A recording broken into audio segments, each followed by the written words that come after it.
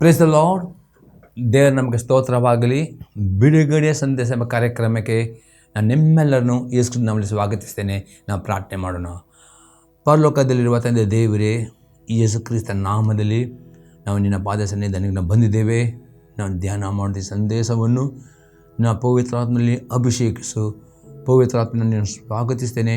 ನಮ್ಮ ಒಳ್ಳೆಯ ಬೋಧಕನಾದುಕೊಂಡು ಇವತ್ತಿನ ಸಂದೇಶದ ಮುಖಾಂತರವಾಗಿ ನಿನ್ನ ಜನ ಸಂಗಡ ಮಾತನಾಡು. ಪವಿತ್ರಾತ್ಮನೆ, ಇವಾಗ ಕೇಳಿದ ಪ್ರತಿಯೊಂದು ಆತ್ಮಗಳಿಗೆ ಜೀವವನ್ನು, ಪ್ರೋತ್ಸಾಹವನ್ನು, ಭಕ್ತಿ ಅಭಿವೃದ್ಧಿಯನ್ನು ಮತ್ತು ಬಿಡುಗಡೆಯನ್ನು ಉಂಟು ಮಾಡಿ ನಾನು ಬಿಡುಕೊಳ್ತೇನೆ ಯೇಸು ಕ್ರಿಸ್ತನ ನಾಮದಲ್ಲಿ, ಆಮೇನ್. ಇವತ್ತಿನ ಧ್ಯಾನ ಮಾಡ್ತೇವೆ ಯಾಕೋಬನ ಬರೆದ ಪತ್ರಿಕೆ 3ನೇ ಅಧ್ಯಾಯದಲ್ಲಿ 8ರಿಂದ 10ನೇ ವಾಕ್ಯ ತನಕ.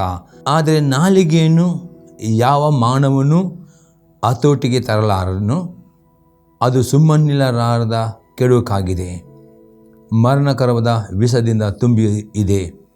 ನಾಲಿಗೆಯಿಂದ ತಂದೆಯಾದ ಕರ್ತನನ್ನು ಕೊಂಡಾಡುತ್ತೇವೆ, ಅದರಿಂದಲೇ ದೇವರ ಹೋಲಿಕೆಗೆ ಸರಿಯಾಗಿ ಉಂಟು ಮಾಡಲ್ಪಟ್ಟ ಮನುಷ್ಯರನ್ನು ಶಪಿಸುತ್ತೇವೆ. ಅದೇ ಬಾಯಿಂದ ಸ್ತುತಿ ಶಾಪ ಎರಡೂ ಬರ್ತವೆ. ನನ್ನ ಸಹೋದರರೇ, ಹೀಗಿರುವುದು ಯೋಗ್ಯವಲ್ಲ. ನಾವು ಇಲ್ಲಿ ನೋಡ್ತೇವೆ, ಅಪೊಸ್ತಲದ ಯಾಕೋಬ ಹೇಳ್ತಾನೆ, ಯಾವ ಮನುಷ್ಯನಿಗೂ ನಾಲಿಗೆಯನ್ನು ಹತೋಟಿಸಲಿಕ್ಕೆ ಆಗುವುದಿಲ್ಲ, ಅದು ವಿಷಕರವಾಗಿದೆ ಎಂಬುದಾಗಿ ಹೇಳ್ತದೆ. ಮತ್ತು ಇಲ್ಲಿ ನೋಡ್ತೇವೆ, ಹಾಗಾದರೆ ಆ ನಾಲಿಗೆಯನ್ನು ಯಾವ ರೀತಿ ಹತೋಟಿ ತರಬೇಕು, ಏನು ಮಾಡಬೇಕು ಎಂಬುದಾಗಿ ನಾವು ಕೆಲವೊಂದು ಸಂಘದ ವಿವರ ನೋಡೋ ಪ್ರಿಯರೇ. ನಾವು ಇದರಲ್ಲಿ ಕೆಲವು ಸಂಘದ ನೋಡ್ತೇವೆ. ಮೊದಲನೇ ಸಂಘ ನೋಡ್ತೇವೆ, ನಾಲಿಗೆಯನ್ನು ಹತೋಟಿಯಲ್ಲಿ ಇಡಬೇಕಾದರೆ ದಿನಾಲು ಪ್ರಾರ್ಥನೆಯನ್ನು ಮಾಡಬೇಕು ಮತ್ತು ದೇವರ ವಾಕ್ಯಗಳನ್ನು ನಮ್ಮ ಹೃದಯದಲ್ಲಿ ಇಟ್ಟುಕೊಳ್ಳುವವರು ಆಗಬೇಕು. ನಾವು ನೋಡ್ತೇವೆ ಕೀರ್ತನೆ 39 ಅದರಲ್ಲಿ 1ನೇ ವಾಕ್ಯ, ನನ್ನ ನಾಲಿಗೆ ಪಾಪಕ್ಕೆ ಹೋಗದಂತೆ ಜಾಗರೂಕನಾಗಿರುವೆನು, ದುಷ್ಟರು ನನ್ನ ಮುಂದೆ ಇರುವಾಗ ಬಾಯಿಗೆ ಕುಕ್ಕೆ ಹಾಕಿಕೊಂಡಿರುವೆನು ಅಂದುಕೊಂಡೆನು. ಪ್ರೇರಣೆ ದಾವೀದನಿಗೆ ಗೊತ್ತಿತ್ತು, ಅದೇ ನಾಲಿಗೆಯಿಂದ ಪಾಪ ಮಾಡಿದರೆ ಅನೇಕ ಆಶೀರ್ವಾದಗಳು ತಡೆ ಆಗ್ತವೆ. ಅದಕ್ಕೆ ಅಲ್ಲಿ ಯಾಕೋಬ ಹೇಳ್ತಾನೆ, ನಾಲಿಗೆಗೆ ಹತೋಟಿ ತರಬೇಕು, ತರದಿದ್ದರೆ ಅದು ತುಂಬ ವಿಷಕರವಾಗಿದೆ. ಯಾಕಂದರೆ ನಾಲಿಗೆಯಿಂದ ದೇವರನ್ನು ಸ್ತುತಿಸುವುದು, ಅದೇ ನಾಲಿಗೆಯಿಂದ ದೇವರು ಸೃಷ್ಟಿಸಿದಂಥ ಜನರನ್ನು ಶಪಿಸುವುದು ಅದು ದೇವರಿಗೆ ಇಷ್ಟವಲ್ಲ ಪ್ರೇರೆ. ಅದಕ್ಕೆ ದಾವೀದನಿಗೆ ಗೊತ್ತುಂಟು, ಯಾಕಂದರೆ ನಾಲಿಗೆಯಲ್ಲಿ ಪ್ರೇರೆ ಅನೇಕ ಆಶೀರ್ವಾದ ನಾಲಿಗೆ ಕಾರಣವಾಗಿದೆ. ಅದಕ್ಕೆ ದಾವೀದ ಹೇಳ್ತಾನೆ, ನನ್ನ ನಾಲಿಗೆ ಪಾಪಕ್ಕೆ ಹೋಗದಂತೆ ಜಾಗರೂಕನಾಗಿರುವೆನು, ದುಷ್ಟರು ನನ್ನ ಮುಂದೆ ಇರುವಾಗ ಬಾಯಿಗೆ ಕುಕ್ಕೆ ಹಾಕಿಕೊಂಡು ಅಂದುಕೊಂಡೆನು. ಹಾಗಾದರೆ ಇವತ್ತು ನಿಮ್ಮ ನಾಲಿಗೆಯಲ್ಲಿ ನೀವು ಪಾಪ ಮಾಡಿದಂತೆ ದಿನಾಳು ದೇವರ ಹತ್ರ ನೀವು ಪ್ರಾರ್ಥನೆ ಮಾಡಬೇಕು. ಬುದ್ಧಿಯಲ್ಲಿ ನೀವು ಪ್ರಾರ್ಥನೆ ಮಾಡಬೇಕು. ಅನ್ಯ ಭಾಷೆಯ ವರ ಕೊಟ್ಟಿರುತ್ತಾರೆ, ಅದರಲ್ಲಿ ಒಂದು ಪ್ರಯೋಜನವಾದ ಅನ್ಯ ಭಾಷೆಯಲ್ಲಿ ಎಷ್ಟು ನೀವು ಪ್ರಾರ್ಥನೆ ಮಾಡ್ತಾರೆ ಅಷ್ಟು ದೇವರ ಆತ್ಮನು ಆ ಅಭಿಷೇಕ ನಿಮ್ಮ ನಾಲಿಗೆ ಮೇಲೆ ಇರ್ತದೆ. ಆಗ ಆ ನಾಲಿಗೆ ಪಾಪ ಮಾಡಲಿಕ್ಕೆ ಆಗುವುದಿಲ್ಲ. ಈ ರೀತಿ ಬುದ್ಧಿಯಲ್ಲಿಯೂ ಅನ್ಯ ಭಾಷೆಯಲ್ಲಿ ಪ್ರಾರ್ಥನೆ ಮಾಡಬೇಕು ಬರೇ, ಆವಾಗ ಮಾತ್ರ ನಿಮ್ಮ ನಾಲಿಗೆಯನ್ನು ಪವಿತ್ರಾತ್ಮ ಹತೋಟಿಗೆ ತರಲಿಕ್ಕೆ ನಿಮಗೆ ಸಾಧ್ಯವಾಗ್ತದೆ. ಒಂದು ನೀವು ಪ್ರಾರ್ಥನೆ ಮಾಡದಿದ್ದರೆ, ದೇವರೇ ನನ್ನ ನಾಲಿಗೆ ಕಡಿಯನ್ನು ಹಾಕು ಎಂಬುದಾಗಿ ಪ್ರಾರ್ಥನೆ ಮಾಡಿದರೆ ಆ ನಾಲಿಗೆಯಲ್ಲಿ ತುಂಬ ಪ್ರಾರ್ಥನೆ ಮಾಡಬಹುದು ನೀವು. ಅದೇ ಆ ನಾಲಿಗೆಯಲ್ಲಿ ನೀವು ನಕಾರಾತ್ಮಕ ಪದಗಳನ್ನು, ಅಪನಂಬಿಕೆಯನ್ನು ಅಥವಾ ಬೈಯುಗಳನ್ನು, ಸಪಿಗಳು ಎಲ್ಲ ಮಾತನಾಡುವ ಮುಖಾಂತರವಾಗಿ ನಿಮ್ಮೆಲ್ಲ ಆಶೀರ್ವಾದದಿಂದ ಅಡ್ಡಿಯಾಗ್ತವೆ. ನಿಮ್ಮ ಪ್ರಾರ್ಥನೆ ಉತ್ತರ ಬರುವುದಿಲ್ಲ. ಅದಕ್ಕೋಸ್ಕರ ಪರೇ ನಾಲಿಗೆ ಕಡಿವನ್ನು ಹಾಕೋದು, ನಾಲಿಗೆ ಪಾಪ ಮಾಡಿದ ಪ್ರಾರ್ಥನೆ ಅತಿ ಅಗತ್ಯವಾಗಿದೆ. ಅದಕ್ಕೆ ದಾವೀದನ ರೀತಿ ಪ್ರಾರ್ಥನೆ ಮಾಡ್ತಾನೆ. ನೀವು ಸಹ ಪ್ರಾರ್ಥನೆ ಮಾಡುವವರಾಗಬೇಕು ಪ್ರೇರೆ. ಇನ್ನೊಂದು ವಾಕ್ಯ ನೋಡ್ತೇವೆ ಪ್ರೇರೆ, ಐಜಯ ಪ್ರವಾದನೆ ಪುಸ್ತಕ 6ನೇ ಅಧ್ಯಾಯದಲ್ಲಿ 5ರಿಂದ 7ನೇ ವಾಕ್ಯ, ಆಗ ನಾನು ಅಯ್ಯೋ ನನ್ನ ಗತಿಯನ್ನು ಏನು ಹೇಳಲಿ, ನಾಶವಾದಿನಲ್ಲ, ನಾನು ಹೊಲಸು ತುಟಿಯವರ ಮಧ್ಯದಲ್ಲಿ ವಾಸಿಸುವವನು. ಇಂಥ ನನ್ನ ಕಣ್ಣುಗಳು ರಾಜಾದಿರಾಜನನ್ನು, ಸೇನಾಧೀಶ್ವರನಾದ ಯೆಹೋವನನ್ನು ಕಂಡವು ಎಂದು ಕೂಗಿಕೊಳ್ಳಲು, ಸೆರೆಪಿರಲ್ಲಿ ಒಬ್ಬನು ಯಜ್ಞವೇದಿಯಿಂದ ತಾನು ತಂಡಸದಲ್ಲಿ ತೆಗೆದ ಕೆಂಡವನ್ನು ಕೈಯಲ್ಲಿ ಹಿಡಿದುಕೊಂಡು ನನ್ನ ಬಳಿಗೆ ಹಾರಿ ಬಂದು ನನ್ನ ಬಾಯಿಗೆ ಮುಟ್ಟಿಸಿ, ಇಗೋ ಇದು ನಿನ್ನ ತುಟಿಗಳಿಗೆ ತಗುಲಿತು, ನಿನ್ನ ದೋಷವು ನೀಗಿತು, ನಿನ್ನ ಪಾಪಕ್ಕೆ ಪ್ರಾಯಶ್ಚಿತ್ತವಾಯಿತು ಅಂದನು. ಈ ರೀತಿ ನಾವು ನೋಡ್ತೀವಿ. ಇಲ್ಲಿ ಯೆಶಾಯನು ಯಾವ ರೀತಿ ಪ್ರಾರ್ಥನೆ ಮಾಡಿದರೆ ಈ ರೀತಿ ನೀವು ಪ್ರಾರ್ಥನೆ ಮಾಡಬೇಕು. ಅತಿ ಆಸಕ್ತ ಪ್ರಾರ್ಥನೆ ಮಾಡಿ, ಅನ್ಯ ಭಾಷೆ ಪ್ರಾರ್ಥನೆ, ಆಗ ದೇವರ ಆತ್ಮನ ಬೆಂಕಿಯು ಪ್ರೇರೆ ನಿಮ್ಮ ನಾಲಿಗೆಗಳ ಹೊಲಸ್ತನವನ್ನು ನಿಮ್ಮಲ್ಲಿ ಶುದ್ಧೀಕರಿಸಿ. ಈ ರೀತಿ ನೀವು ಪ್ರಾರ್ಥನೆ ಮಾಡೋ ಅತಿ ಇಂಪಾರ್ಟೆಂಟ್ ಪ್ರೇರೆ. ಯೆಶಾಯ ಪ್ರಾರ್ಥನೆ ಮಾಡುವಾಗ ಯೆಶಾಯ ಆರಾಧನೆ ಮಾಡಿ ಅವನಿಗೆ ಪಶ್ಚಾತ್ತಾಪವಿತ್ತು, ತಾನು ಹೊಲಸ್ತುಟಿಯು ನಿಮ್ಮದೇ ಅವನು ಕೂಗಿಕೊಂಡು, ಆಗ ಪ್ರೇರೆ ದೇವದೂತನು ಪರಲೋಕದಿಂದ ಬೆಂಕಿಯ ಕಂಡದಿಂದ ಅವನ ನಾಲಿಗೆಯನ್ನು ಮುಟ್ಟಿಸಿ ಅವನ ನಾಲಿಗೆಯನ್ನು ಶುದ್ಧಿ. ಈ ರೀತಿ ದೇವರು ಅನ್ಯ ಭಾಷೆ ಅವರ ಕೊಟ್ಟಿದ್ದಾರೆ ಪ್ರೇ. ಅನ್ಯ ಭಾಷೆಯಲ್ಲಿ ಬುದ್ಧಿಯಲ್ಲಿ ನೀವು ಪ್ರಾರ್ಥನೆ ಮಾಡಬೇಕು. ದೇವ ನನ್ನ ನಾಲಿಗೆ ಬಿಡುಗಡೆ ಕೊಡು, ನನ್ನ ನಾಲಿಗೆಯನ್ನು ಶುದ್ಧೀಕರಿಸು ಎಂಬುದೇ. ಆಗ ಮಾತ್ರ ದೇವರ ಆತ್ಮ ಬೆಂಕಿಯು ನಿಮ್ಮ ನಾಲಿಗೆಯನ್ನು ಆ ಹೊಲಸ್ತುಟಿಯಿಂದ ಕೆಟ್ಟ ಮಾತನ್ನು ಶುದ್ಧೀಕರಿಸಿದೆ. ಆಗ ಆ ನಾಲಿಗೆಯಲ್ಲಿ ಪವಿತ್ರ ಅಭಿಷೇಕ ಇರುವಾಗ ಆ ನಾಲಿಗೆಯಲ್ಲಿ ಮಾಡೋ ಪ್ರಾರ್ಥನೆ ಪ್ರೇರೆ ಅದು ಆಶೀರ್ವಾದ ಬರುತ್ತೆ. ಆ ನಾಲಿಗೆ ಆಶೀರ್ವಾದಕರವಾಗುತ್ತೆ. ಇಲ್ಲದೇ ಪ್ರೇ ಆ ನಾಲಿಗೆ ನೀವು ಕಡಿಯನ್ನು ಹಾಕಿದರೆ ಯಾಕೋಬ ಹೇಳ್ತಾನೆ ಅದು ವಿಷಕರವಾಗಿದೆ. ಅದರಿಂದ ದೇವರನ್ನು ಸ್ತುತಿಸ್ತೀರಿ, ಅದೇ ನಾಲಿಗೆಯಿಂದ ಸಪಿಸಿದೆ. ಆ ರೀತಿ ಮಾಡುವುದು ಯೋಗ್ಯವಲ್ಲ ಎಂಬುದಾಗಲಿ ಯಾಕೋಬ. ಹಾಗಾದರೆ ಈ ರೀತಿ ನೀವು ಪ್ರಾರ್ಥನೆ ಮಾಡುವುದಾದರೆ ಪವಿತ್ರದ ಬೆಂಕಿಯು ನಿಮ್ಮ ನಾಲಿಗೆ ಶುದ್ಧೀಕರಿಸುತ್ತದೆ ಮತ್ತು ಆ ನಾಲಿಗೆಯ ಪಾಪ ನಿಮಗೆ ಬಿಡುಗಡೆ ಕೊಡ್ತದೆ ಪ್ರೇರೆ. ಮತ್ತು ಅಷ್ಟೇ ಅಲ್ಲದೆ ದೇವರ ವಾಕ್ಯವನ್ನು ಓದುವವರು ಆಗಬೇಕು. ಪಾಪ ಮಾಡಿದೆ ದೇವರ ವಾಕ್ಯ ನಿಮ್ಮಲ್ಲಿ ಇಟ್ಟುಕೊಳ್ಳುವುದು ಅತಿ ಅಗತ್ಯವಾಗಿದೆ. ಅದಕ್ಕೆ ವಾಕ್ಯ ನೋಡ್ತೇವೆ. ಕೀರ್ತನೆ 119ನೇ ಕೀರ್ತನೆಯಲ್ಲಿ 11ನೇ ವಾಕ್ಯ, ನಿನಗೆ ವಿರುದ್ಧವಾಗಿ ಪಾಪ ಮಾಡದಂತೆ ನಿನ್ನ ನುಡಿಗಳನ್ನು ನಾನು ಅದರಲ್ಲಿಟ್ಟುಕೊಂಡಿದ್ದೇನೆ. ದಾವೀದನಿಗೆ ಗೊತ್ತಿತ್ತು ಪ್ರೇ ಪಾಪ ಮಾಡದಂತೆ ಪ್ರೇರೆ. ದೇವರ ವಾಕ್ಯ ಸಹ ಅತಿ ಇಂಪಾರ್ಟೆಂಟ್ ಪ್ರೇ. ನಿಮ್ಮ ನಾಲಿಗೆಯಲ್ಲಿ ಪಾಪ ಮಾಡದೆ ಆದಿಕಾಂಡ ಪ್ರಕಟಣೆಗಳ ಅನೇಕ ನಾಲಿಗೆ ಬಗ್ಗೆ ಬರೆಯಲ್ಪಟ್ಟಿದೆ. ಆ ವಾಕ್ಯಗಳು ನಿಮ್ಮಲ್ಲಿ ಇಟ್ಟುಕೊಂಡರೆ ನಿಮಗೆ 100% ನಾಲಿಗೆ ಪಾಪ ಮಾಡದೆ ಆ ವಾಕ್ಯ ನಿಮಗೆ ದೇವರು ನಿಮಗೆ ಜ್ಞಾಪಕ ತರ್ತದೆ. ಆ ವಾಕ್ಯ ನಿಮ್ಮಲ್ಲಿ ಜ್ಞಾಪಕ ಇರುವುದರೆ 100% ನಿಮ್ಮ ನಾಲಿಗೆಗೆ ಅತಿ ಸುಲಭವಾಗಿ ಆ ದೇವರ ವಾಕ್ಯವು ಪವಿತ್ರ ಬೆಂಕಿಯು ಅದು ಕಡಿಯನ್ನು ಹಾಕಿಕೊಂಡು ಆ ನಾಲಿಗೆ ಪವಿತ್ರ ಅಧೀನಕ್ಕೆ ಬಂದುದರೆ ಆ ನಾಲಿಗೆಯನ್ನು ಆಶೀರ್ವಾದ ಒಂದು ತೀರಿ ಪ್ರೇರೆ. ಈಗ ಎರಡನೇ ಸಂಗತಿ ನೋಡ್ತೇವೆ ಪ್ರೇರೆ. ನಾಲಿಗೆಯನ್ನು ಕಡಿಯನ್ನು ಹಾಕಬೇಕಾದರೆ ದಿನಾಲು ನಮ್ಮ ನಾಲಿಗೆಯನ್ನು ನೀತಿಯ ಕೃತ್ಯಗಳನ್ನು ಮಾಡುವುದಕ್ಕೆ ದೇವರಿಗೆ ಸಮರ್ಪಣೆಯನ್ನು ಮಾಡುವವರು ಆಗಬೇಕು. ನಾನು ನೋಡ್ತೇವೆ ರೋಮಾಪುರದವರಿಗೆ ಪತ್ರಿಕೆ 6ನೇ ಅಧ್ಯಾಯದಲ್ಲಿ 13ನೇ ವಾಕ್ಯ, ಇದು ಮಾತ್ರವಲ್ಲದೆ ನೀವು ನಿಮ್ಮ ಅಂಗಗಳನ್ನು ಪಾಪಕ್ಕೆ ಒಪ್ಪಿಸುವವರಾಗಿದ್ದು ದುಷ್ಟತ್ವವನ್ನು ನಡೆಸುವ ಸಾಧನಗಳಾಗ ಮಾಡಬೇಡಿರಿ. ಆದರೆ ಸತ್ತವರಿಗಿಂತ ಜೀವಿತರಾಗಲಾಗಿ ನಿಮ್ಮನ್ನು ದೇವರಿಗೆ ಒಪ್ಪಿಸಿಕೊಟ್ಟು ನಿಮ್ಮ ಅಂಗಗಳನ್ನು ನೀತಿ ಕೃತ್ಯಗಳನ್ನು ನಡೆಸುವ ಸಾಧನಗಳಾಗಿ ಆತನಿಗೆ ಸಮರ್ಪಿಸಿರಿ. ಅಪೊಸ್ತಲರು ಅತಿ ಸ್ಪಷ್ಟವಾಗಿ ಹೇಳ್ತಾರೆ, ನಿಮಗೆ ನಿಮ್ಮ ಕೈಯಲ್ಲಿ ಉಂಟು ಆರಿಸುವಿಕೆ ಪ್ರೇ. ನೀವು ದಿನಾಲೂ ಪ್ರಾರ್ಥನೆ ಮಾಡೋದು ಮಾತ್ರ ಅಲ್ಲ, ದೇವರ ಹತ್ರ ಬೇಡಬೇಕು. ಮತ್ತು ದೇವರ ಹತ್ರ ದೇವರಿಗೆ ನಿಮ್ಮ ಪ್ರತಿಯೊಂದು ಅಂಗಾಂಗಗಳನ್ನು ಸ್ಪೆಸಿಫಿಕ್ಕಾಗಿ ನಾಲಿಗೆಯನ್ನು ಪ್ರೇರೆ ಪ್ರತಿದಿನ ಪ್ರೇರೆ ತಂದೆ ದೇವರಿಗೆ ನೀವು ಯೇಸು ಹೆಸರಿನಲ್ಲಿ ಯೇಸುವೆ ಈ ನಾಲಿಗೆಯನ್ನು ಯೇಸು ಒಡೆತನಕ್ಕೆ ಪವಿತ್ರನ ಸ್ವಾಧೀನಕ್ಕೆ ನಾವು ಅಧೀನ ಮಾಡಬೇಕು. ಆವಾಗ ಮಾತ್ರ ಪ್ರೇರೆ ನಿಮಗೆ ಪಾಪದ ಮೇಲೆ ಜಯ ಹೊಂದಲಿಕ್ಕೆ ಆಗ್ತದೆ.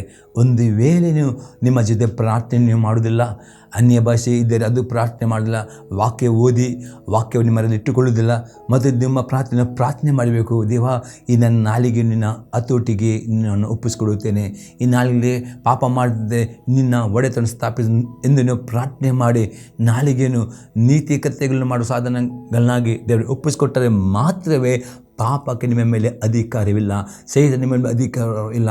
ಆಗ ಪವಿತ್ರಾತ್ಮನ ಆ ನಾಲಿಗೆಯು ಪಾಪ ಮಾಡದಂತೆ ದಿನವಿಡೀ ದೇವರು ಸ್ತುತಿಸುವಂತೆ, ದೇವರನ್ನು ಕೊಂಡಾಡುವಂತೆ, ಪ್ರಾರ್ಥನೆ ಮಾಡುವಂತೆ, ದೇವರ ವಾಗ್ದಾನಗಳನ್ನು ಅರಿಕೆ ಮಾಡುವಂತೆ ಆ ನಾಲಿಗೆಯು ದೇವರ ಆತ್ಮನ ಉಪಯೋಗ ಮಾಡೋಣಾಗಿದೆ. ಆವಾಗ ನಿಮ್ಮ ಜೊತೆ 100% ಆಶೀರ್ವಾದ ಬರ್ತಾಯಿದೆ ಬರೇ. ಇವತ್ತು ಅನೇಕರು ದೇವರ ಆತ್ಮವನ್ನು ತೋರಿಸಿದೆ, ಅನೇಕರು ತುಂಬ ನೀವು ಪ್ರಾರ್ಥನೆ ಮಾಡ್ತಿದ್ದೀರಿ, ತುಂಬ ಕಣ್ಣೀರಿನ ಪ್ರಾರ್ಥನೆ ಮಾಡಿ ಉಪವಾಸ ಅದು ಅನೇಕ ತಮ್ಮ ಜೀವಿತದ ಕಷ್ಟದಿಂದ ರೋಗದಿಂದ ಬಿಡುಗಡೆ ಹೊಂದಿದ ಕಾರಣ ಇಷ್ಟೇ ಪ್ರೇರೆ. ನಿಮ್ಮ ನಾಲಿಗೆಯಲ್ಲಿ ಪ್ರೇರೆ ನೀವು ಕೆಟ್ಟದ್ದು ಮಾತನಾಡುವುದಾದರೆ, ಅಪನಂಬಿಕೆ ಮಾತನಾಡುವುದಾದರೆ, ಪ್ರೇರೆ ನೀವು ಸಪಿಸುವುದಾದರೆ ಆಗ ನಿಮ್ಮೆಲ್ಲ ಪ್ರಾರ್ಥನೆಗೆ ಅದು ಅಡ್ಡಿಯಾಗ್ತದೆ. ಅದೇ ದೇವರ ಆತ್ಮ ಹೇಳ್ತಾನೆ, ಇವತ್ತು ನೀವು ನಾಲಿಗೆಗೆ ಹತೋಟಿ ಎಳ್ಳಲಿಕ್ಕೆ ಅದರ ನಾಲಿಗೆಯನ್ನು ದೇವರಿಗೆ ಸಮರ್ಪಣೆ ಮಾಡಿ ಕಳೆದುಕೊಂಡರೆ ಮಾತ್ರವೇ ನಿಮ್ಮ ಜೀವಿತದಲ್ಲಿ ಆಶೀರ್ವಾದ ಬಿಡುಗಡೆ ಪ್ರಾರ್ಥನೆ ಬರುತ್ತದೆ ಎಂಬುದಾಗಿ ಈ ಕೆಲವು ವಾಕ್ಯ ನಾವು ಅತಿ ಸ್ಪಷ್ಟವಾಗಿ ನಾವು ನೋಡುವರಾಗಿದೆ ಪ್ರೇರೆ. ಈಗ ಮೂರನೇ ಸಂಗತಿ ನೋಡ್ತೇವೆ, ನಾಲಿಗೆ ನಾವು ಒಬ್ಬರೊಬ್ಬರ ಭಕ್ತಿ ಅಭಿವೃದ್ಧಿಯನ್ನು ಮಾಡುವವರು ಆಗಬೇಕು. ಎಫೆಸ ದವರಿಗಳ ಪತ್ರಿಕೆ 4ನೇ ಅಧ್ಯಾಯದಲ್ಲಿ 29ನೇ ವಾಕ್ಯ, ನಿಮ್ಮ ಬಾಯಲುಗಳಿಂದ ಯಾವ ಕೆಟ್ಟ ಮಾತು ಹೊರಡಬಾರದು, ಭಕ್ತಿಯನ್ನು ವೃದ್ಧಿ ಮಾಡುವಂಥ ಕಾಲೋಚಿತವಾದ ಮಾತು ಇದ್ದರೆ ಕೇಳುವರ ಹಿತಕ್ಕಾಗಿ ಅದನ್ನು ಆಡಿರಿ. ಅಪ್ಪ ಅತಿ ಸ್ಪಷ್ಟ ಹೇಳ್ತಾರೆ, ಇದು ಒಂದು ಆಜ್ಞೆ ಕೊಡಲ್ಪಟ್ಟ ಅಪ್ಪ, ನಿಮ್ಮ ಬಾಯಿಲ್ಲ ಯಾವ ಕೆಟ್ಟ ಮಾತು ಹೊರಡಬಾರದು. ನೀವು ಮಾತನಾಡಿದರೆ ಇನ್ನೊಬ್ಬರ ಭಕ್ತಿ ಅಭಿವೃದ್ಧಿಯನ್ನು ಮಾಡುವಂಥ ಮಾತಿದ್ದರೆ ಮಾತ್ರವೇ ಮಾತನಾಡಬೇಕು ಪ್ರಿಯ, ಇಲ್ಲದೆ ಮಾತಾಡಬೇಕು. ನಾವು ಎಷ್ಟೋ ಅನೇಕರು ಪ್ರಿಯ ತಮ್ಮ ನಾಲಿಗೆಯಿಂದ ಒಬ್ಬೊಬ್ಬರನ್ನು ಪ್ರಿಯ ಮನಸ್ಸು ನೋವು ಮಾಡ್ತಾರೆ. ಹೀಗೆ ಮಾಡದೆ ಅಪೊಸ್ತಲ ಪೌಲನು ಹೇಳ್ತಾನೆ, ನಿಮ್ಮ ನಾಲಿಗೆಯಲ್ಲಿ ಎಂದಿಗೂ ಕೆಟ್ಟ ಮಾತು ಬರಬಾರದು. ನೀವು ಮಾತನಾಡಿದ್ರೆ ನಿಮ್ಮ ಮಾತುಗೆ ನಿಮ್ಮವರಿಗೆ ಭಕ್ತಿ ಅಭಿವೃದ್ಧಿ ಅಭಿವೃದ್ಧಿ ಆಗಬೇಕು. ಅವರಿಗೆ ಸಂತೋಷವನ್ನು, ಅವರ ಸಮಾಧಾನವನ್ನು, ಈ ರೀತಿ ನಾಲಿಗೆ ಉಪಯೋಗ ಮಾಡಬೇಕಂತ ಅಪೊಸ್ತಲ ಪೌಲನು ಇಲ್ಲಿ ಆಜ್ಞೆ ರೂಪವಾಗಿ ಹೇಳುತ್ತಾನೆ. ಪ್ರಿಯರೇ, 4ನೇ ಸಂಗತಿ ನೋಡ್ತೇವೆ. ದಿನಾಲು ನಮ್ಮ ನಾಲಿಗೆಯಿಂದ ಆಶೀರ್ವಾದವನ್ನು, ಜೀವವನ್ನು ಮಾತನಾಡುವವರು ಆಗಬೇಕು. ಜ್ಞಾನೋಕ್ತಿ ಪುಸ್ತಕ 18ನೇ ಅಧ್ಯಾಯದಲ್ಲಿ 20 ಮತ್ತು 21ನೇ ವಾಕ್ಯ. ಮನುಷ್ಯನು ತನ್ನ ಬಾಯ ಬೆಲೆಯನ್ನು ಹೊಟ್ಟೆ ತುಂಬ ಉಣ್ಣುವನು, ತನ್ನ ತುಟಿಗಳ ಫಲವನ್ನು ಸಾಕಾದಷ್ಟು ತಿನ್ನುವನು. ಹೇಳ್ತೇನೆ, ಮನುಷ್ಯನು ತನ್ನ ಬಾಯ ಬೆಳೆ ಎಂದರ್ಥ. ನೀವು ಮಾತನಾಡುವುದು ಮಾತು ಒಂದು ಬೀಜಕ್ಕೆ ಹೋಲಿಕೆ ಆಗಿದೆ. ನಿಮ್ಮ ಮಾತಿನಲ್ಲಿ ಒಳ್ಳೆಯ ಮಾತನ್ನು ಮಾತನಾಡಿದ್ರೆ ಅದು ಒಳ್ಳೆಯ ಬೀಜ, ಅದು ಮೊಳಕೆ ಬಂದು ಒಳ್ಳೆಯ ಫಲ ಹಾಗಾದರೆ ಇಲ್ಲಿ ಅದರ್ಥ. ಅದೇ ಕೇಳಿದ್ರೆ, ಮನುಷ್ಯನು ತನ್ನ ಬಾಯ ಬೆಲೆಯನ್ನು ಹೊಟ್ಟೆ ತುಂಬ ಉಣ್ಣುವನು, ತನ್ನ ತುಟಿಗಳ ಫಲವನ್ನು ಸಾಕಾದಷ್ಟು ತಿನ್ನುವನು. 21ನೇ ವಾಕ್ಯದ ಜೀವನ ಮರಣಗಳು ನಾಲಿಗೆಯ ವಚನ ಪ್ರಿಯರು ಅದರ ಫಲವನ್ನು ಅನುಭವಿಸರು. ಇವತ್ತು ನೀವು ತುಂಬ ಪ್ರಾರ್ಥನೆ ಮಾಡಿದ್ದೀರಿ, ತುಂಬ ದೇವರವಾಗಿ ಎಲ್ಲ ಮಾಡಿಕೊಂಡು ನಿಮ್ಮ ನಾಲಿಗೆಯಲ್ಲಿ ಒಂದು ವೇಳೆ ನೀವು ಶಾಪದ ಮಾತನಾಡುವುದಾದರೆ, ರೋಗ ಮಾತನಾಡುವುದರೆ, ಅಪನಂಬಿಕೆ ಮಾತನಾಡುವುದರೆ, ಜಿಗುಪ್ಸೆ, ನಿರಾಸೆ ಇದರ ಮಾತಾಡಿದರೆ ಅದೇ ರೀತಿಯ ಪ್ರತಿಫಲ, ಅದೇ ಫಲ ನೀವು ಕೊಯ್ಯುತ್ತೀರಿ. ಅದಕ್ಕೆ ಪ್ರಿಯರೇ, ನೆನಪಿಟ್ಟುಕೊಳ್ಳಿರಿ ಪ್ರಿಯರೇ, ನಿಮ್ಮ ನಾಲಿಗೆಯಲ್ಲಿ ಆಶೀರ್ವಾದ ಉಂಟು, ಶಾಪ ಉಂಟು, ಜೀವ ಉಂಟು, ಮರಣ ಉಂಟು. ಹಾಗಾದರೆ ಪ್ರತಿದಿನ ಪ್ರಿಯರೇ, ನೀವು ಬೆಳಗ್ಗೆ ಎದ್ದ ಕೂಡಲೇ ಇಡೀ ದಿನ ನಿಮಗೆ ಆಶೀರ್ವಾದ ದಿನವಾಗಬೇಕಾ? ಇಡೀ ದಿನ ಆರೋಗ್ಯಕರ ದಿನವಾಗಬೇಕಾ? ಇಡೀ ದಿನ ಸಂತೋಷದ ದಿನ? ಅದೇ ಬೆಳಗ್ಗೆದ್ದ ಕೂಡಲೇ ನಿಮ್ಮ ನಾಲಿಗೆಯನ್ನು ದೇವರನ್ನು ಸ್ತುತಿಸುವವರು, ಆರಾಧನೆ ಮಾಡುವವರು, ಅನ್ಯ ಭಾಷೆ ಪ್ರಾರ್ಥನೆ ಮಾಡುವವರು ಆಗಬೇಕು. ಅಷ್ಟೇ ಅಲ್ಲದೆ ನಿಮ್ಮ ನಾಲಿಗೆದ ಪ್ರಿಯ ಆದಷ್ಟು ನೀವು ದೇವರ ವಾಗ್ದಾನಗಳನ್ನು ಅರಿಕೆ ಮಾಡಲಿಕ್ಕೆ ಅಭ್ಯಾಸ ಮಾಡಬೇಕು. ಎಂದು ನಾಲಿಗೆಯಲ್ಲಿ ನಿಮ್ಮ ಪರಿಸ್ಥಿತಿ, ನಿಮ್ಮ ಡಾಕ್ಟರ್ ರಿಪೋರ್ಟ್ ಎಂದಿಗೂ ಮಾತನಾಡಬಾರದು. ನಿಮ್ಮ ರೋಗಗಳಿದ್ದರೂ ನೀವು ಮಾತನಾಡಬೇಕು. ಯೇಸುವಿನ ಭಾಷಣಗಳಿಂದ ನನ್ನ ರೋಗಗಳು ಗುಣವಾಗಿದೆ. ಎಷ್ಟು ನೀವು ಮಾತನಾಡ್ತೀರಿ, ಆ ರೋಗದ ಮುಂದೆ ಮಾತನಾಡಬೇಕು. ನನ್ನ ರೋಗಗಳು ಯೇಸುವಿನ ಭಾಷಣ ಗುಣ. ಈ ರೀತಿ ನೀವು ಆ ರೋಗದ ಮುಂದೆ ದೇವರ ವಾಗ್ದಾನ ಮಾತನಾಡಿದರೆ ನಿಮ್ಮ ರೋಗ ಗುಣವಾಗ್ತದೆ, ರೋಗ ಮಾಯವಾಗ್ತದೆ. ಈ ರೀತಿ ನಿಮ್ಮ ಬಡತನ ಇರುತ್ತದೆ. ನೀವು ಹೇಳಬೇಕು, ನಾನು ಬಡವನಲ್ಲ, ನಾನು ಶ್ರೀಮಂತ. ಯಾಕಂದರೆ ಯೋವಲ್ನ ಪ್ರವಾದ ಪುಸ್ತಕ ಬಲಿಬಿಡಿದೆ, let the weak say I am strong, let the poor say I am rich. ನೀವು ಬಡವನು ಹೇಳದೆ ನಾನು ಶ್ರೀಮಂತನು ನಾನು ಎಂಬುದೇ. ಈ ರೀತಿ ನಿಮ್ಮ ನಾಲಿಗೆಯಲ್ಲಿ ಆಶೀರ್ವಾದದ ವಾಗ್ದಾನವನ್ನು ಜೀವವನ್ನು ಮಾತನಾಡುವರು ಬೇಕು ವಿನ ಎಂದಿಗೂ ನಿಮ್ಮ ಪರಿಸ್ಥಿತಿ, ನಿಮ್ಮ ಡಾಕ್ಟರ್ ರಿಪೋರ್ಟ್, ನಿಮ್ಮ ಬಡತನ, ನಿಮ್ಮ ಕೊರತೆ, ನಿಮ್ಮ ಸಾಲ ಎಂದಿಗೂ ಮಾತನಾಡಬಾರದು. ಅದಕ್ಕೆ ಹೇಳಿದೆ, ಜೀವ ಮತ್ತು ಮರಣ ನಾಲಿಗೆಯ ವಶವಾಗಿವೆ. ನೀವು ಏನು ಪ್ರೀತಿಯಿಂದ ಅದು ನಿಮ್ಮ ಅದಕ್ಕೆ ನೀವು ಆಶೀರ್ವಾದ ಬೇಕಾ? ಇಡೀ ದಿನ ಆಶೀರ್ವಾದ ಮಾತನಾಡಿ, ಆಶೀರ್ವಾದ ವಾಗ್ದಾನ ಮಾತನಾಡಿ, ಇಡೀ ದಿನ ನಿಮ್ಮ ದಿವಸವು ಆಶೀರ್ವಾದ ದಿವಸವಾಗ್ತದೆ. ಇಡೀ ದಿನ ನಿಮ್ಮ ಸಂತೋಷ ಪಡಬೇಕಾ? ಸಂತೋಷದ ಮಾತನ್ನು ಮಾತನಾಡಿರಿ. ಇರಬೇಕಾ? ಆರೋಗ್ಯದ ವಾಗ್ದಾನ ಇಡೀ ದಿನ ಆರೋಗ್ಯವಂತ. ಈ ರೀತಿ ನಿಮ್ಮ ನಾಲಿಗೆಯನ್ನು ತರಬೇತಿ ಮಾಡಬೇಕು. ಒಳ್ಳೆಯದನ್ನು ಮಾತನಾಡಲಿಕ್ಕೆ, ಜೀವವನ್ನೇ ಮಾತನಾಡಲಿಕ್ಕೆ, ಆಶೀರ್ವಾದ ಮಾತಾಡಲಿಕ್ಕೆ ತರಬೇತಿ ಮಾಡಿ. ಎಂದಿಗೂ ನಾಲಿಗೆ ಅಪನಂಬಿಕೆ ಮಾತು, ರೋಗದ ಮಾತು, ಶಾಪದ ಮಾತು ಮಾತನಾಡಬೇಡಿರಿ. ಯಾಕಂದರೆ ಅತಿ ಸ್ಪಷ್ಟ ಸೊಲ ಮಾಡ್ತಾನೆ, ಮನಸ್ಸನ್ನು ತನ್ನ ಬಾಯ ಬೆಲೆಯನ್ನು ಹೊಟ್ಟೆ ತುಂಬ ಉಣ್ಣುವನು, ತನ್ನ ತುಟಿಗಳ ಫಲವನ್ನು ಸಾಕಾದಷ್ಟು ತಿನ್ನುವನು. ಜೀವನ ಮರಣಗಳು ನಾಲಿಗೆ ವಚನ ಪ್ರಿಯರು ಅದ ಫಲವನ್ನು ಅನುಭವಿಸುವ ಮದಿಗೆ ಇಲ್ಲಿ ಆ ಸೊಲೊಮೋನ್ ತನ್ನ ಅನುಭವದಲ್ಲಿ ಹೇಳುತ್ತಾನೆ. ಅದಕ್ಕೆ ಅಲ್ಲಿ ಯಾಕೋಬನು ಹೇಳ್ತಾನೆ, ಅದಕ್ಕೋಸ್ಕರವಾಗಿ ತಮ್ಮ ನಾಲಿಗೆಗೆ ಒಂದು ವೇಳೆ ನೀವು ಹತೋಟಿ ತರದಿದ್ದರೆ ಅದು ವಿಷಕರವಾಗಿ ನಿಮ್ಮ ಜೀವಿತವನ್ನು, ಇನ್ನೊಬ್ಬರ ಜೀವನ ಹಾಳು ಮಾಡ್ತದೆ. ಅದಕ್ಕೆ ದಾವೀದ ಹೇಳ್ತಾನೆ, ನಾಲಿಗೆ ಪಾಪ ಹೋಗಿದ್ದ ಈ ರೀತಿಯ ಪ್ರಾರ್ಥನೆ ಮಾಡೋದು ಮಾತ್ರವಲ್ಲ ಅನ್ಯ ಭಾಷೆ ಪ್ರಾರ್ಥನೆ ಮಾಡೋದು ಮಾತ್ರ ಅಲ್ಲ, ಅದರ ವಾಕ್ಯವನ್ನು ನೆನಪಿಟ್ಟು ಅದೇ ರೀತಿ 3ನೇದಾಗಿ ನಿಮ್ಮ ನಾಲಿಗೆ ದೇವರು ಸಮರ್ಪಣೆ ಮಾಡಬೇಕು. ಮತ್ತು 5ನೇದಾಗಿ ನಿಮ್ಮ ನಾಲಿಗೆ ತರಬೇತಿ ಮಾಡಬೇಕು. ಒಳ್ಳೆಯದನ್ನೇ ಮಾತನಾಡಲಿಕ್ಕೆ, ಎಂದಿಗೂ ಕೆಟ್ಟದನ್ನು ಎಂದಿಗೂ ಮಾತನಾಡುವವರು ಆಗಬಾರದು. ಜಾಗರೂಕರಾಗಬೇಕು. 5ನೇ ಸಂಘ ನೋಡ್ತೇವೆ, ದಿನಾಲು ನಾಲಿಗೆಯಿಂದ ಪ್ರಾರ್ಥನೆ ಉತ್ತರವನ್ನೇ ಮಾತನಾಡುವವರು ಆಗಬೇಕು, ಅಥವಾ ಭವಿಷ್ಯವನ್ನು, ಒಳ್ಳೆಯ ಭವಿಷ್ಯವನ್ನು ಮಾತನಾಡುವವರು ಆಗಬೇಕು. ಮಾರ್ಕನ ಬರೆಸುವಾರ್ತೆ 11ನೇ ಅಧ್ಯಾಯದಲ್ಲಿ 23 ಮತ್ತು 24ನೇ ವಾಕ್ಯ. ನಿಮಗೆ ಸತ್ಯವಾಗಿ ಹೇಳುತ್ತೇನೆ, ಯಾವನಾದರೂ ಈ ಬೆಟ್ಟಕ್ಕೆ ನೀನು ಕಿತ್ತುಕೊಂಡು ಹೋಗಿ ಸಮುದ್ರದಲ್ಲಿ ಬೀಳು ಎಂದು ಹೇಳಿ ತನ್ನ ಮನಸ್ಸಿನಲ್ಲಿ ಸಂಶಯ ಪಡದೆ ತಾನು ಹೇಳುವುದು ಆಗುವುದನ್ನು ನಂಬಿದರೆ ಅವನು ಹೇಳಿದಂತೆಯೇ ಆಗುವುದು. ಆದ ಕಾರಣ ನೀವು ಪ್ರಾರ್ಥನೆ ಮಾಡಿ ಏನೇನು ಬೇಡಿಕೊಳ್ಳುತ್ತೀರೋ ಅದನ್ನೆಲ್ಲ ಬಂದಿದ್ದೇವೆ ನಂಬಿರಿ, ಅದು ನಿಮಗೆ ಸಿಕ್ಕುವುದೆಂದು ನಿಮಗೆ ಹೇಳುತ್ತೇನೆ. ಪ್ಲೀಸ್ ಅತಿ ಸ್ಪಷ್ಟವಾಗಿ ತನ್ನ ಶಿಷ್ಯರಿಗೆ ಪ್ರಾರ್ಥನೆ ಮಾಡಲಿಕ್ಕೂ ಮತ್ತು ಪ್ರಾರ್ಥನೆ ಜೊತೆಯಲ್ಲಿ ಅರಿಕೆ ಮಾಡೋದು ಅತಿ ಪ್ರಾಮುಖ್ಯವಾಗಿದೆ. ಎರಡೂ ಒಂದೇ ಲೆಕ್ಕ ಆಗಬೇಕು. ಅದಕ್ಕೆ ಇಲ್ಲಿ ಯೇಸು ತನ್ನ ಶಿಷ್ಯರು ಹೇಳ್ತಾನೆ, ನಿಮ್ಮ ಮುಂದೆ ಕಷ್ಟ ಬೆಟ್ಟ ಇರುವುದಾದರೆ, ಸಾಲ ಬೆಟ್ಟ ಇರುವುದಾದರೆ, ರೋಗ ಬೆಟ್ಟ, ಆ ಬೆಟ್ಟವನ್ನು ನೋಡಿಕೊಂಡು ನೀವು ಆ ಬೆಟ್ಟಗೆ ಆ ಪ್ರಾಬ್ಲಮ್ ಮಾತನಾಡಿದೆ ಅದಕ್ಕೆ ಸರಿಯಾದ ವಾಗ್ದಾನವನ್ನು ಬೈಬಲ್ನ ಆರಿಸಿಕೊಳ್ಳಿರಿ. ಎಕ್ಸಾಂಪಲ್, ನಿಮಗೆ ಬಡತನ ಇರುವುದಾದರೆ ನೀವು ವಾಗ್ದಾನ ತೆಗೆದುಕೊಳ್ಳಿರಿ. ಅನೇಕ ವಾಗ್ದಾನ ರೂಪದಲ್ಲಿ ಅಲ್ಲೊಂದು ನುಡಿಕಲು ಹೊಸ ನುಡಿಕಲು ಒಂದು ವಾಗ್ದಾನ ನಿಮ್ಗೆ ಹೇಳ್ತೇನೆ ಬರೀ ಕೀರ್ತನೆ 23:1, ಯೆಹೋವನು ನನಗೆ ಕುರುಬನು, ನಾನು ಕೊರತೆ ಪಡೆಯನು, ಆತನು ಹಸುರುಗಳನ್ನು ತಂಗಿಸ್ತಾನೆ, ವಿಶ್ರಾಂತಿ ಕುರುದ ನೀರುಗಳ ನನಗೆ ಬರಬಾರದು. ಈ ರೀತಿ ಪದೇ ಪದೇ ನಿಮ್ಮ ಬಡತನ, ಕೊರತೆ, ಸಾಲ ಎಂಬ ಬೆಟ್ಟದ ಮುಂದೆ ಈ ವಾಗ್ದಾನ ಪದೇ ಪದೇ ಮಾತನಾಡುವುದಾದರೆ, ಪದೇ ಪದೇ ಆ ವಾಗ್ದಾನವನ್ನು ತೆಗೆದವರು ಸ್ತೋತ್ರ 100% ಮಾತನಾಡಿದಾಗೆ ನಿಮ್ಮ ಬಡತನ, ಕೊರತೆ ಎಂಬ ಸಾಲ ಬೆಟ್ಟ ಹೋಗಿ ಸಮಯ ಬೀಳುವುದು ಪ್ರೇರೆ. ಅಷ್ಟೇ ದಿನ ಪ್ರಾರ್ಥನೆ ಸಹ ಮಾಡಬೇಕು. ಇದು ಎರಡು ಒಂದಾಗಿರುತ್ತದೆ.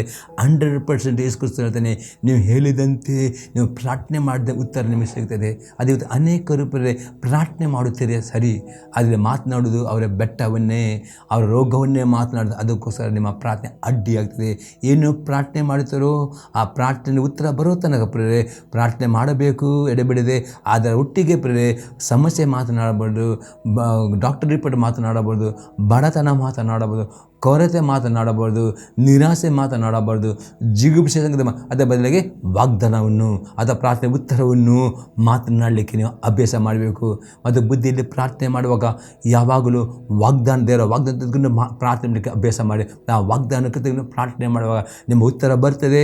ಅದರ ವಾಗ್ದಾನ ಅರಿಕೆ ಮಾಡೋದು ಅತಿ ಅಗತ್ಯವಾಗಿದೆ. ಇನ್ನು ವಾಕ್ಯ ಅಪೊಸ್ತಲ ಪೌಲನು ಸಹ ತನ್ನ ಅನುಭವದಲ್ಲಿ ಹೇಳ್ತಾನೆ.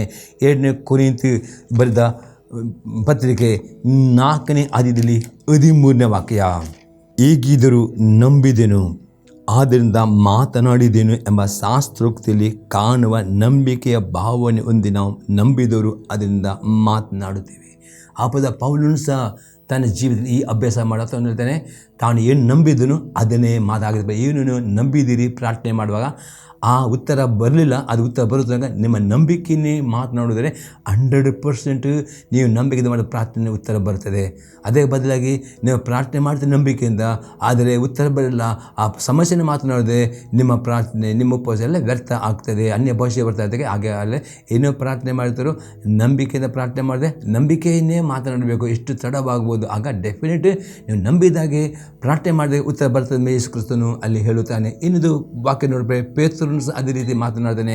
ಪೇತ್ರನು ಬರೆದ 1ನೇ ಪತ್ರಿಕೆ ಅದು 3ನೇ ಅಧ್ಯಾಯದಲ್ಲಿ 10ರಿಂದ 12ನೇ ವಾಕ್ಯ ತನಕ, ಜೀವದಲ್ಲಿ ಸಂತೋಷಪಟ್ಟು ಸೂದಿನಗಳು ನೋಡುವುದಕ್ಕೆ ಇಷ್ಟವುಳ್ಳವನು, ಕೆಟ್ಟದ್ದನ್ನು ನುಡಿದಂತೆ ತನ್ನ ನಾಲಿಗೆಯನ್ನು, ವಂಚನೆ ಮಾತುಗಳನ್ನು ಆಡಿದಂತೆ ತುಟಿಗಳನ್ನು ಬಿಗಿ ಹಿಡಿಯಲಿ. ಪುನಃ ಪೇತ್ರನು ಅದೇ ರೀತಿ ನಿಮಗೆ ಒಳ್ಳೆಯ ದಿವಸ ಬೇಕಾ, ಒಳ್ಳೆಯ ಭವಿಷ್ಯ ಬೇಕಾ, ಒಳ್ಳೆಯ ಆರೋಗ್ಯ ಬೇಕಾ, ಆರ್ಥಿಕ ಸಮೃದ್ಧಿ ಬೇಕಾ, ಸಮಾಧಾನ ಬೇಕಾ, ಎಲ್ಲ ಬೇಕಾ. ಇನ್ನು ಪೇತ್ರನು ನೀವು ಜೀವನದಲ್ಲಿ ಸಂತೋಷ ಪಡಬೇಕು, ಒಳ್ಳೆಯ ದಿವಸ ನೋಡಬೇಕು, ಒಳ್ಳೆಯ ಭವಿಷ್ಯ ನಿಮಗೆ ಬೇಕು, ನಿಮಗೆ, ನಿಮ್ಮ ಮಕ್ಕಳಿಗೆ, ಕುಟುಂಬಕ್ಕೆ.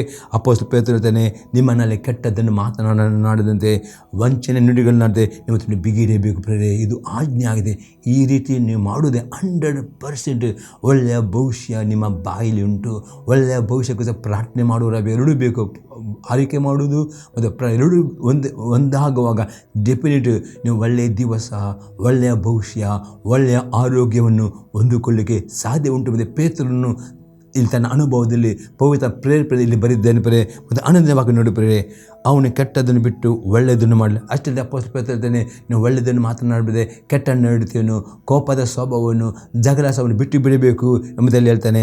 ಸಮಾಧಾನವನ್ನು ಆರಿಸಿ ಅದಕ್ಕೆ ಪ್ರಯತ್ನ ಪಡಲಿ. ನೀವು ಕುಟುಂಬವು ನಿಮ್ಮ ಆಶೀರ್ವಾದ ಬೇಕಾದರೆ ಗಂಡ ಹೆಂಡತಿ ಮಧ್ಯದಲ್ಲಿ ಪ್ರೇರೆ ಜಗಳಕ್ಕೆ ಆಸ್ಪದ ಕೊಡಬಹುದು, ಕೋಪಕ್ಕೆ ಆಸ್ಪದ ಕೊಡಬಹುದು. ಸಮಾಧಾನವನ್ನು ಆರೈಸಬೇಕು, ಅದಕ್ಕೆ ಪ್ರಯತ್ನ ಪಡಬೇಕು ಎಂಬುದೇ ಪೇತ್ರ ಹೇಳ್ತಾನೆ. 12ನೇ ವಾಕ್ಯದಲ್ಲಿ ನೋಡ್ತೇವೆ, ಯಾಕೆಂದರೆ ಕರ್ತನು ನೀತಿವಂತನ ಕಟಾಕ್ಷಿಸ್ತಾನೆ, ಅವರ ವಿಜ್ಞಾಪನೆಗಳಿಗೆ ಕಿವಿ ಕೊಡುತ್ತಾನೆ. ಇಲ್ಲಿ ಪೇತ್ರ ಹೇಳ್ತಾನೆ, ನಿಮ್ಮ ಪ್ರಾರ್ಥನೆ ಇದ್ದರೂ ಕಿವಿ ಕೊಡಬೇಕಾದ್ರೆ ನಿಮ್ಮ ಬಾಯಿ ಮತ್ತು ಅತಿ ಇಂಪಾರ್ಟೆಂಟ್. ಇವತ್ತು ಅನೇಕರು ಪ್ರೇರೆ ತುಂಬ ನೀವು ಪ್ರಾರ್ಥನೆ ಮಾಡ್ತೀರಿ, ತುಂಬ ಅನ್ಯ ಭಾಷೆಯಲ್ಲಿ ಪ್ರೇರಣೆ ಮಾಡುವುದು, ತುಂಬ ದಾನ ಧರ್ಮಗಳು ಮಾಡಬಹುದು, ತುಂಬ ರೀತಿಯಲ್ಲಿ ಪ್ರೇರಣೆ ಒಳ್ಳೆಯ ಕ್ರಿಯೆಗಳು ಅದು ನಿಮ್ಮ ನಾಲಿಗೆ ಪರೀಕ್ಷೆ ಮಾಡಿ. ನಿಮ್ಮ ನಾಲಿಗೆಯಲ್ಲಿ ನೀವು ಕೆಟ್ಟದ್ದು ಮಾತನಾಡ್ತೀರಾ, ಅಪ್ಪನ ಬಗ್ಗೆ ಮಾತನಾಡ್ತೀರಾ, ರೋಗವನ್ನು ಮಾತನಾಡ್ತೀರಾ, ದುರ್ಮನ ಪರೀಕ್ಷೆ. ಒಂದು ನಾಲಿಗೆಯಲ್ಲಿ ಕೆಟ್ಟದ್ದು ಮಾತನಾಡಿದರೆ, ಅಪ್ಪನ ಅಪನಂಬಿಕೆ ಮಾತನಾಡೋದು, ದುರ್ಮಾರ್ಗ ಮಾತನಾಡುವುದರ ಪ್ರಿಯ ಆಗಿರ್ತದೆ. ನೀವು ನೀತಿವಂತ ಎನಿಸಲ್ಪಡುವುದಿಲ್ಲ, ನೀವು ಕೆಡುಕರಾಗ್ತೀರಿ ಎಂಬುದಾಗಿ ಪೇತ್ರನು ಹೇಳ್ತಾನೆ. ನಿಮ್ಮ ನಾಲಿಗೆಯಲ್ಲಿ ಒಳ್ಳೆಯದನ್ನು ಮಾತನಾಡುತ್ತಾರೆ, ಅದೇ ನೀವು ನೀತಿವಂತರಾಗಿದೆ, ನಿಮ್ಮ ಪ್ರಾರ್ಥನೆ ಉತ್ತರ ಕೊಡು. ಅದಕ್ಕೆ ಪೇತ್ರನೇ ಯಾಕೆಂದರೆ ಕರ್ತನು ನೀತಿವಂತನ ಕಾಟ ಅದರ್ಥ ನಿಮ್ಮ ನಾಲಿಗೆ ಮಾತುಗಳಲ್ಲಿ ನೀವು ನೀತಿವಂತರಾಗಬೇಕು, ವಿನ ನಾಲಿಗೆ ಮಾತುಗಳಲ್ಲಿ ಅನೀತಿವಂತರಾಗಿ ತೋರಿ ಬರಬಾರದು ಪ್ರಿಯರೇ. ಅದಕ್ಕೋಸ್ಕರ ಪೇತ್ರನಲ್ಲಿ ಮೊದಲು ಹೇಳ್ತಾನೆ ಅರಿಕೆ ಮಾಡಲಿಕ್ಕೆ ಮತ್ತು ಪ್ರಾರ್ಥನೆ ಮಾಡಲಿಕ್ಕೆ. ಯೇಸು ಕ್ರಿಸ್ತನ ಮೊದಲು ಬೆಟ್ಟಕ್ಕೆ ಅಪ್ಪಣೆಗೊಳ್ಳಲಿಕ್ಕೆ, ಆನಂತರ ಇದೆ ಮೊದಲು ಅರಿಕೆ ಮಾಡುವ ಅಭ್ಯಾಸ ಮಾಡಿ, ಆನಂತರ ಪ್ರಾರ್ಥನೆ ಮಾಡಿ, ಎರಡು ಒಂದಾಗಿರಿ, ಆಗ ನೋಡಿ ನಿಮ್ಮ ಪ್ರಾರ್ಥನೆ ಬರುತ್ತದೆ. ಕೆಡುಕರಿಗೂ ಕರ್ತನು ಕೋಪದ ಮುಖವುಳ್ಳವನಾಗಿ ಎಂದು ಬರೆದಿದೆ. ನಿಮ್ಮ ಬಾಯಲ್ಲಿ ಕೆಟ್ಟ ಮಾತನಾಡುವುದರೆ, ಅಪ್ಪನ ಬಗ್ಗೆ ಮಾತನಾಡುವುದರೆ ಮತ್ತು ಪ್ರಾರ್ಥನೆ ಮಾಡಲಿ ಕೆಡುಕರು ಅಂದರೆ ನೀವು ಮಾತಿನಲ್ಲಿ ನೀವು ಕೆಟ್ಟದ್ದು ಮಾತನಾಡ್ತೀರಿ, ರೋಗವನ್ನೇ ಮಾತನಾಡ್ತೀರಿ, ಸಾಲವನ್ನೇ ಮಾತನಾಡ್ತೀರಿ, ಬಡತನವನ್ನೇ ಮಾತನಾಡ್ತೀರಿ, ನಿಮ್ಮ ಕಷ್ಟವನ್ನು ಮಾತಾಡಿ ಮತ್ತು ಪ್ರಾರ್ಥನೆ ಮಾಡಿ ಅಲ್ಲಿ ಕೆಡುಕರು ಹಾಕಿದ್ದೀರಿ. ಹಾಗೆ ಆಗದೆ ನಿಮ್ಮ ನಾಲಿಗೆಯಲ್ಲಿ ನೀವು ಮಾತನಾಡುವಾಗ ನಂಬಿಕೆಯಲ್ಲಿ ಮಾತನಾಡಿ, ವಾಗ್ದಾನದಲ್ಲಿ ಮಾತನಾಡಿರಿ, ಸ್ತುತಿ ಸ್ತೋತ್ರ ಮಾಡಿರಿ, ಹಾಗೆ ಬುದ್ಧಿಯಲ್ಲಿ ಪ್ರೇರೆ ಮಾಡಿ, ಆಗ ನೀತಿವಂತರ ಪ್ರಾರ್ಥನೆ ಕೇಳುತ್ತಾನೆ, ಅರುದ ಕೂಡ. ಈ ರೀತಿ ಪ್ರೇರೆ ನಿಮ್ಮ ನಾಲಿಗೆಯನ್ನು ತರುವುದು ಮಾತ್ರ ಈ ರೀತಿ ನಾಲಿಗೆ ಉಪಯೋಗ ಮಾಡಲಿಕ್ಕೆ ಅಭ್ಯಾಸ ಮಾಡಿಕೊಳ್ಳಬೇಕು. ನಿಮ್ಮ ಜೀವಿತ ಆಶೀರ್ವಾದ, ಒಳ್ಳೆಯ ಭವಿಷ್ಯ, ಒಳ್ಳೆಯ ಆರೋಗ್ಯವನ್ನು ಹೊಂದಿಕೊಳ್ಳಬೇಕಿದೆ ಎಂದು ಇಲ್ಲಿ ಪೇತ್ರನು ಅವನ ಪವಿತ್ರ ಮುಖದಲ್ಲಿ ಹೇಳುವನಾಗಿದ್ದಾನೆ ಪ್ರಿಯರೇ. ಯಾಕೆಂದರೆ ದೇವರ ಆತ್ಮನಿರ್ಧಾನ ಅನೇಕರು ತಮ್ಮ ಜೀವಿತದಲ್ಲಿ ಕಷ್ಟ ಬರ ಮಾಡಿದ ಕಾರಣ ನಿಮ್ಮ ನಾಲಿಗೆಯಾಗಿದೆ. ಅನೇಕ ದುರ್ಮರಣಕ್ಕೆ ಒಳಗಲ ಕಾರಣ ನಿಮ್ಮ ನಾಲಿಗೆಯಿದೆ. ಅನೇಕರು ಅಪಘಾತಕ್ಕೆ ಒಳಗಾಗಲಿಕ್ಕೂ ನಿಮ್ಮ ನಾಲಿಗೆ ಎಂದಿಗೂ ನಿಮ್ಮ ನಾಲಿಗೆಯಲ್ಲಿ ನೆನಪಿಟ್ಟುಕೊಳ್ಳಿ, ನಾಲಿಗೆಯಲ್ಲಿ ಜೀವ ಉಂಟು, ಮರಣ ಉಂಟು. ಅದಕ್ಕೆ ಜೀವವನ್ನೇ ಮಾತನಾಡಿ, ಆಶೀರ್ವಾದವನ್ನೇ ಮಾತನಾಡಿ, ವಾಗ್ದಾನವನ್ನೇ ಮಾತನಾಡಿ. ಎಂಥ ಪರಿಸ್ಥಿತಿ ಇರಬಹುದು, ಎಂಥ ಇಕ್ಕಟ್ಟಿರ್ಬೋದು, ಎಂಥ ಸೋದನೆ ಇರ್ಬೋದು, ಇಮ್ಮಿಡಿಯೇಟ್ ವಾಗ್ದಾನವನ್ನು ಮಾತಾಡಿ ದೇವರು ಸ್ತುತಿಸಿರಿ. ಏನು ನಿಮಗೆ ಮಾತಾಡಲಿಕ್ಕೆ ಸಾಧ್ಯವಾಗದಿಲ್ಲ, ಸ್ತುತಿ ಮಾಡಿರಿ, ಆರಾಧನೆ ಮಾಡಿ, ಅನ್ಯ ಭಾಷೆ ಪ್ರಾರ್ಥನೆ ಮಾಡಿ. ಅದಕ್ಕೆ ಬದಲು ಕೆಟ್ಟದ್ದನ್ನು ಮಾತನಾಡಬೇಡಿ. ಯಾಕಂದರೆ ಕೆಟ್ಟದ್ದು ಮಾತನಾಡಿ ಅದು ಕೆಟ್ಟ ಬೀಜ, ಅದು ಕೂಡಲೇ ಅದು ಮೊಳೆ ಕೊಡುತ್ತದೆ. ಅದು ಕೆಟ್ಟ ಬೀಜ ಬಿತ್ತಬೇಡಿ, ಒಳ್ಳೆಯ ಬೀಜನ ಬಿತ್ತೀರಿ. ಅದಕ್ಕೆ ಸ್ವಲ್ಪ ಹೇಳ್ತಾನೆ, ನಾನು 18-20 ಮನುಷ್ಯನು ತನ್ನ ಬಾಯ ಬೆಲೆ ಅಂದರೆ ನಿಮ್ಮ ಬಾಯಿಂದ ಮಾತನಾಡೋ ಮಾತುಗಳೊಂದು ಬೀಜವಾಗಿವೆ. ಆ ಬೀಜ ಕೆಟ್ಟ ಬೀಜ ಬಿದ್ದರೆ ಕೆಟ್ಟ ಫಲ ಬರ್ತದೆ. ಎಂದಿಗೂ ಕೆಟ್ಟದ್ದನ್ನು ಮಾತನಾಡಿ, ಒಳ್ಳೆಯವನ್ನು ಮಾತಾಡಿ, ಆಗ ಒಳ್ಳೆಯದನ್ನು ಸಿಗ್ತದೆ ಎಂಬುದಾಗಿ ನಾವು ಇಲ್ಲಿ ನೋಡುತ್ತೇವೆ ಪ್ರಿಯರೇ. 6ನೇ ಸಂಗತಿ ನೋಡ್ತೇವೆ, ನಾಲಿಗೆಯಿಂದ ದಿನಾಲು ದೇವರನ್ನು ಸ್ತುತಿಸುವವರು ಆಗಬೇಕು. 1 ಥೆಸಲೋನಿಕರ ಪತ್ರಿಕೆ 5ನೇ ಅಧ್ಯಾಯದಲ್ಲಿ 18ನೇ ವಾಕ್ಯ, ಯಾವಾಗಲೂ ಸಂತೋಷಿಸಿರಿ, ಎಡೆಬಿಡದೆ ಪ್ರಾರ್ಥನೆ ಮಾಡಿ, ಎಲ್ಲದರಲ್ಲಿಯೂ ಕರ್ತನ ಸ್ತುತಿ ಮಾಡಿರಿ. ಇದೇ ನಿಮ್ಮ ವಿಷಯವಾಗಿ ಕ್ರಿಸ್ತ ಯೇಸುವಿನಲ್ಲಿ ತೋರಿ ಬಂದ ದೇವರ ಚಿತ್ತ ಎಲ್ಲ ವಿಷಯದಲ್ಲಿಯೂ, ಪ್ರತಿಯೊಂದು ಸನ್ನಿವೇಶದಲ್ಲೂ, ಪ್ರತಿಯೊಂದು ಸಂದರ್ಭದಲ್ಲಿಯೂ, ಒಳ್ಳೆಯದರಲ್ಲಿಯೂ ಕೆಟ್ಟದಲ್ಲೂ ಅಪೊಸ್ತಲರು ಏನು ಮಾಡಬೇಕು? ದೇವರನ್ನು ಸ್ತುತಿಸುವರಬೇಕು. ಎಷ್ಟು ನೀವು ಸ್ತುತಿಸಿದರೂ ಆ ಸ್ತುತಿಯಲ್ಲಿ ಅದ್ಭುತಗಳಾಗ್ತವೆ. ಸ್ತುತಿ ಮಾಡುವಾಗ ಕೆಂಪು ಸಮುದ್ರ ಇಬ್ಬಾಗವಾಗ್ತದೆ. ಸ್ತುತಿ ಮಾಡುವಾಗ ಏರುಗಳು ಕೆಳಗೆ ಬಂದು, ಸ್ತುತಿ ಮಾಡುವಾಗ ಸೆರೆಮನೆಗೆ ಕದಗಳು ಬೀಳುತ್ತವೆ. ಆ ರೀತಿ ಸ್ತುತಿ ಮಾಡುವ ಎಲ್ಲ ಪರಿಸ್ಥಿತಿಯಲ್ಲೂ, ಕೆಟ್ಟ ಪರಿಸ್ಥಿತಿಯಲ್ಲೂ, ಒಳ್ಳೆಯ ಪರಿಸ್ಥಿತಿ ಸ್ತುತಿ ಮಾಡಬೇಕು. ದೇವರ ಚಿತ್ತ ಎಂಬುದು ಅಪೊಸ್ತಲ ಪೌಲನು ಹೇಳ್ತಾನೆ ಪ್ರಿಯರೇ. 7ನೇ ಸಂಗತಿ ನೋಡ್ತೇವೆ, ನಿಮ್ಮ ನಾಲಿಗೆಯಿಂದ ಯಾರನ್ನೂ ಶಪಿಸಬಾರದು. ಪ್ರಸಂಗಿ ಪುಸ್ತಕ 10ನೇ ಅಧ್ಯಾಯದಲ್ಲಿ 20ನೇ ವಾಕ್ಯ, ಮನಸ್ಸಿನಲ್ಲಿ ರಾಜನನ್ನು ದೂಷಿಸದಿರು, ಮಲಗುವ ಮನೆಯಲ್ಲಿಯೂ ಧನಿಕನನ್ನು ಬೈಯದಿರು.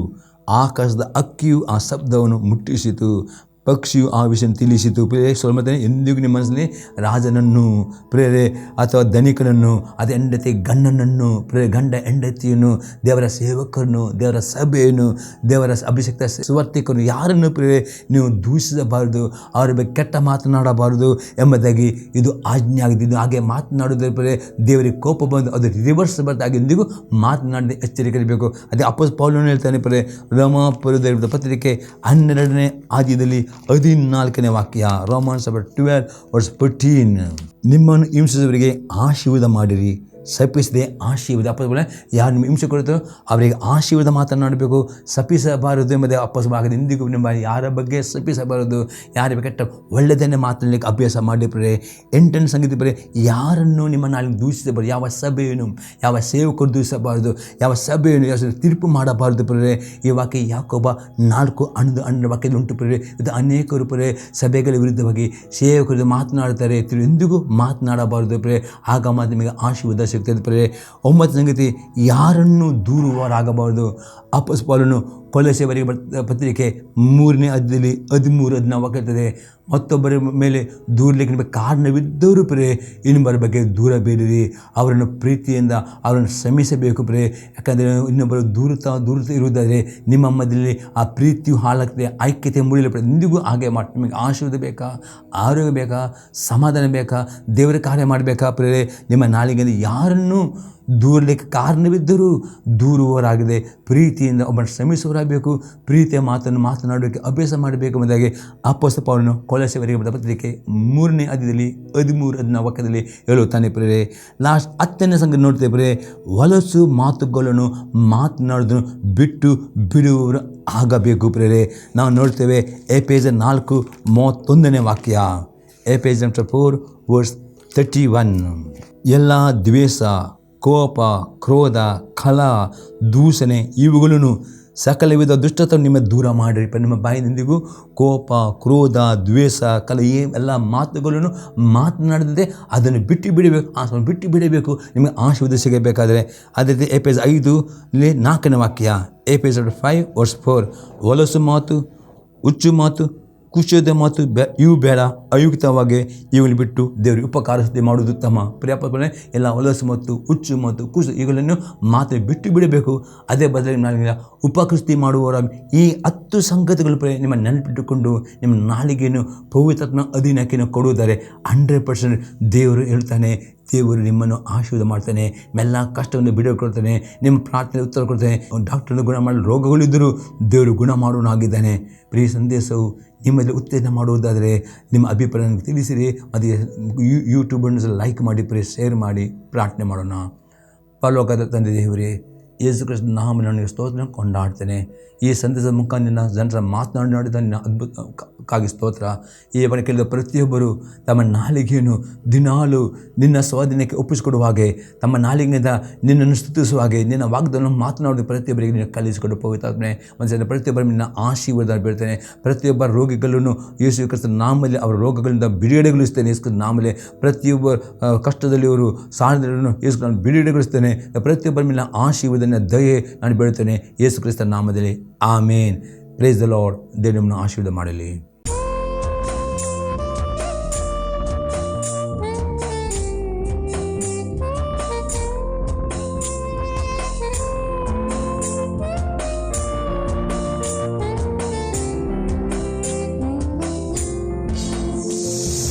ಮಹಿಮೆಯ ಕರ್ತನಿಗೆ ಜಯ ಜಯ ಜಯವೆನ್ನಿರಿ, ಜಯ ವೀರ ದೇವನಿಗೆ ನಿತ್ಯ ಸ್ತುತಿ.